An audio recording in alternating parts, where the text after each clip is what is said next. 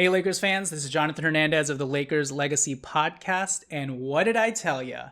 Quinsanity, baby. The cat is out of the bag, the genie's out of the bottle, the jack is out of the box. Quincy Olivari has arrived, and I think he's here to stay. So yeah, very obviously today we are going to talk about and highlight my guy, the Lakers' undrafted Exhibit 10 deal, diamond in the rough, the 3-and-D combo guard, Mr. Quincy Olivari.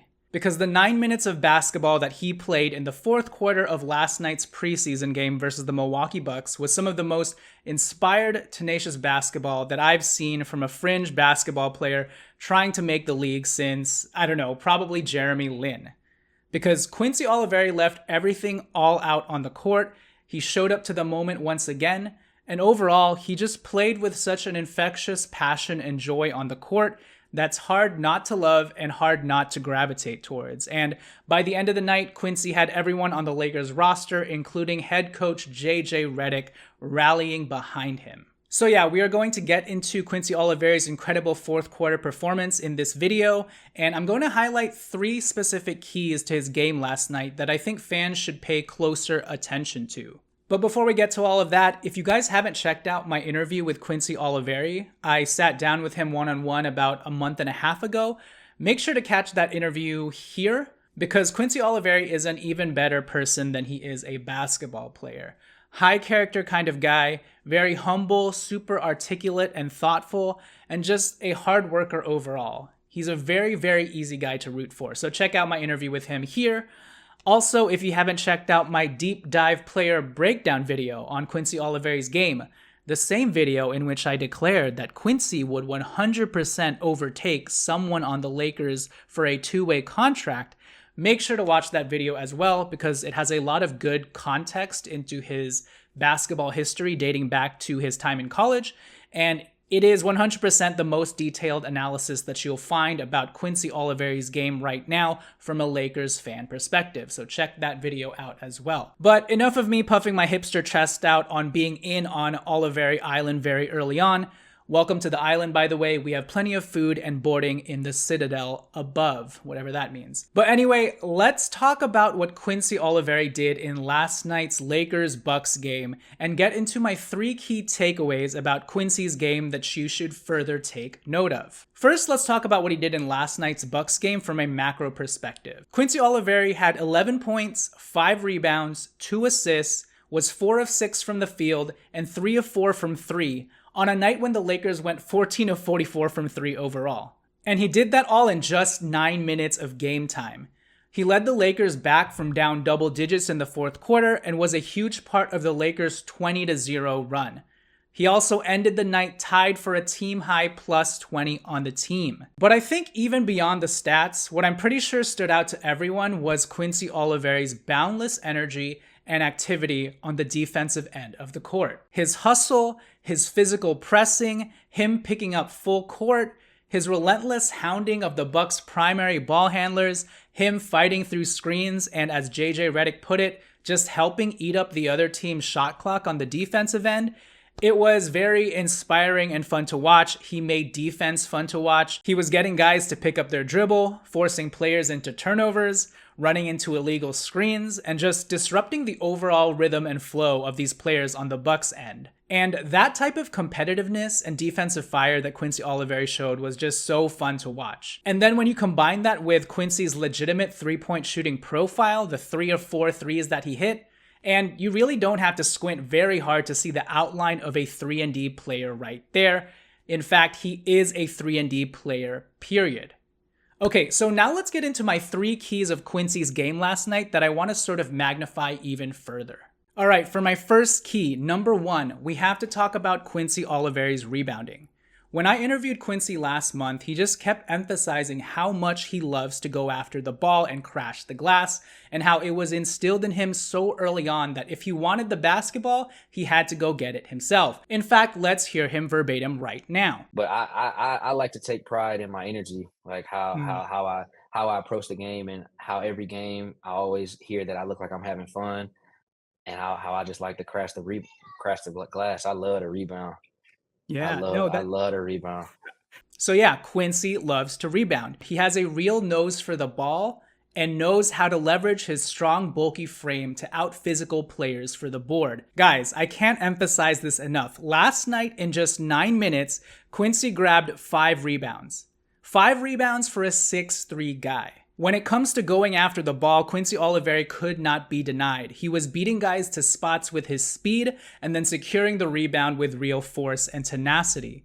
Even if you go back to his first preseason game versus the Timberwolves, in which he only got like 4 minutes, he still showed in that game alone a real flair for skying for the board and very demonstrably smacking the ball in his hands and securing its safety like his life depended on it. And in a sense, his NBA life does depend on it, but it's just nice to see that type of intentionality and drive to go after the rebound. So yeah, Boardman gets paid, and on this team, Board Guard gets paid, and I have a feeling Quincy will get paid very soon. Okay, moving on to my number 2 key point about Quincy Olivari's game last night that you should take note of. Number 2, 3-point shooting. Okay, that sounds very obvious, and obviously you know by now that Quincy Olivari is a prolific 3-point shooter, but what I want you guys to specifically focus on are the types of threes that Quincy Olivari shot and got last night. Because every single one of the 3-pointers that Quincy Olivari made was a different type of 3-pointer. He showed us the transition catch and shoot 3, being able to stop on a dime after going 90 miles per hour and then just calmly sinking that shot. He showed us his movement shooting 3-point prowess, curling off of a screen and calmly drilling that 3 with his high arcing shot. And then to top it all off, we even got the off the dribble pull-up 3 with a little bit of sauce and shake that he was able to drain in the defender's face. So all that to say, Quincy Olivari isn't just a normal standstill 3-point shooter. He is a dynamic, versatile 3-point shooter who can knock it down in a variety of ways. And lastly, moving on to my third key point about Quincy Olivari's game last night. Number 3, Quincy Olivari is a good, solid on-ball player who can do something with the ball in his hands. As he displayed last night, he can handle the rock in a pinch, and he looked very fluid bringing the ball up the court and running the offense for the Lakers, and just overall being a very competent ball handler. He had that beautiful pick and roll alley-oop to Colin Castleton that kind of just displayed his really nice playmaking vision. And then in transition, you even saw him take the ball all the way down the court off of his own dribble and race to the basket for that tough finish. So I say all that to say, Quincy Olivari is a solid on-ball creator who's got some on-ball juice to him that I think will surprise some people. So pay attention to the fluid way that Quincy Olivari is able to actually soak up some usage with the ball in his hands. He isn't just a shooter or just a strict 3-and-D guard. He can do a little bit of everything.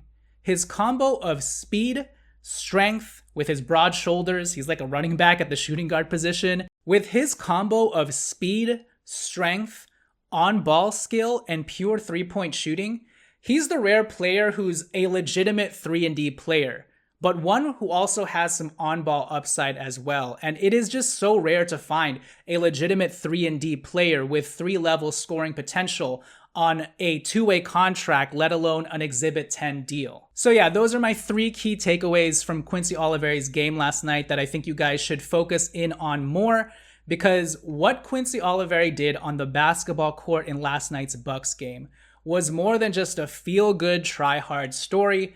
This dude is just literally good. He's super skilled, and he has a very enticing all-around game overall. And to put it simply, Quincy Olivari is very clearly an NBA player. So to close, now I'm just going to riff a little bit and just give some final stray thoughts on Quincy, because beyond the nice stats and beyond the basketball highlights, yes, Quincy Olivari is a very skilled and talented basketball player, and you just saw that in a very tangible way. But as I mentioned at the top, Quincy Olivari is an even better person. He's a guy who just gets it. And I think JJ Redick said it best in his post-game interview when he was talking about Quincy Olivari.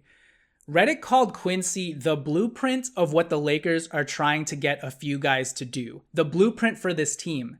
And that while some of the players have flashed some progress in executing what JJ Redick wants, No one has executed the type of pressing defense that Redick has been striving for, the way that Olivari executed things last night.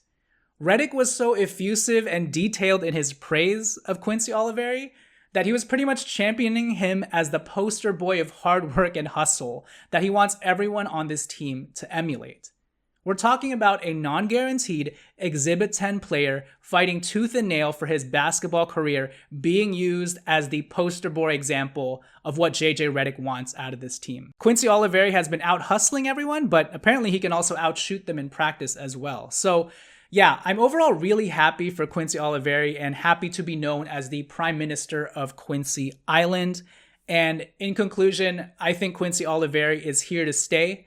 And if the Lakers are smart, they need to convert his Exhibit 10 deal into a two-way contract. Because if they don't, some other team will surely invest in a scrappy, strong, defensive guard with a good head on his shoulders who can also shoot the lights out from three. So, who is number 41? Well, now you're asking the right questions. It's Quincy, baby. All right, that'll do it for this video. Guys, if you could do me a huge favor and please like this video, comment down below, and most importantly, please subscribe to this channel. And if you haven't yet done so, please check out my other 2 Quincy videos from about a month ago. Just search my channel. I appreciate your guys' support. This has been Jonathan Hernandez of the Lakers Legacy Podcast, and I will catch you guys after the next Quincy Olivari heater. See you guys.